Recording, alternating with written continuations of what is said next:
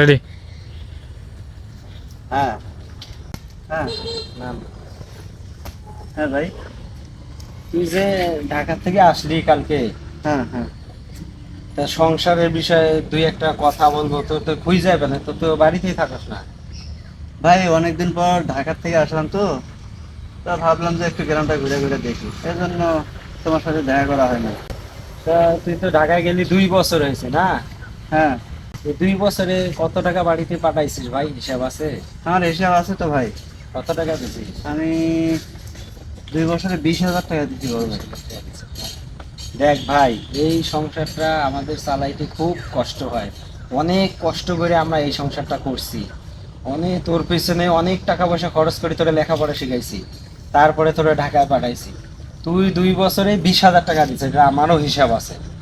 একটা জিনিস চিন্তা করতেছে কি জানিস, কি? আমাদের ওই পাশের গ্রামের সকিনা আছে না, কোন সরকারি?